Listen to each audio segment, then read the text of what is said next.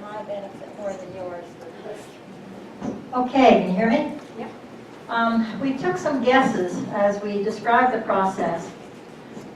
We thought it would begin with an intake call.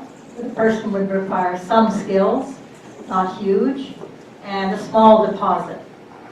Then we would want to offer workshops, which in addition to the family information sessions, I will talk more about that later, they would be by choice. There would be a variety of professionals there, and they would also be videoed for people who couldn't come to them. Then we're looking at triage as the number 3 step, and triage and screening. And this would be client-driven and issue-based. And the emphasis here would be on counseling, assessment of issues, if there's reconciliation, and it would, we're thinking of, this would be a high-level skill. People would need to do this, and the fees would need to be fair.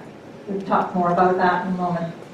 And then we go to part 4, which would be the work of the team, whether it's mediation, need arbitration, financial, counseling, that's the work of the that they're to do.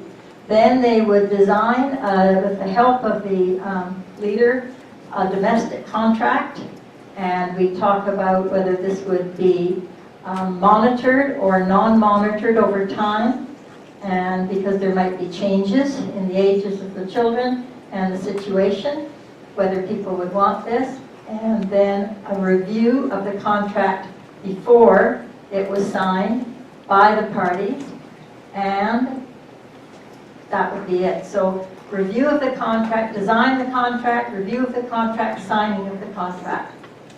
We guessed that the process would take about 3 months and under 6 months to the final contract for sure, but never for sure. And the cost would hopefully be under $5,000. Those were our guesses. We're here to guess. One of the things that we came up with that we liked the sound of was we got talking about high conflict couples. How can we refuse to deal with 80% of the population, of the divorcing population? Do we just refer them out or try to help them in some way? Some people are forced into self-representation or minimal legal representation, and because of power imbalance and domestic violence. And so these people should go to court, and what can we do for them?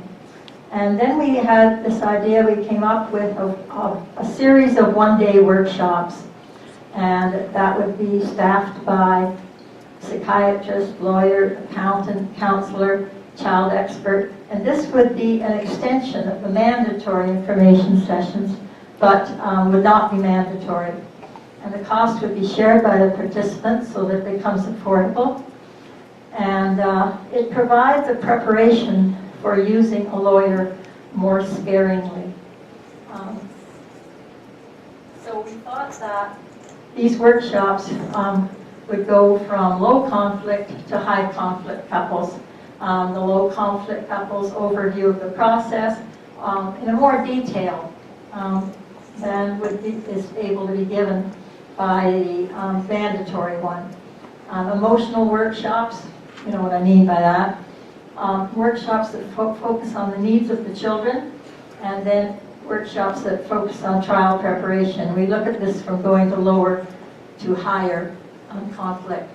We talked about, for the high conflict couples, trying to provide some respite care so they would have some time to prepare their case, and that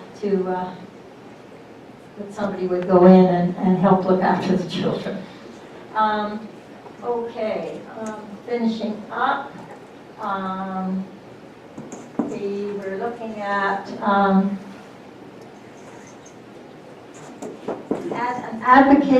advocating for the children.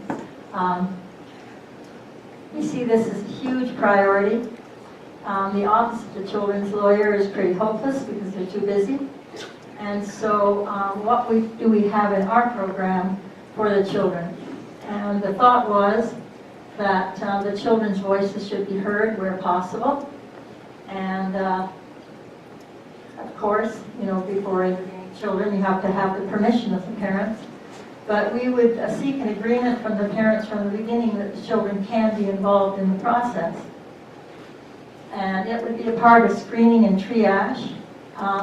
And the thought that we would hope to get across was that this is still a family. It's just a somewhat different family. And for them to keep in mind that these are not two separate entities living off Here, and living off, there. that this is still a family. That's it.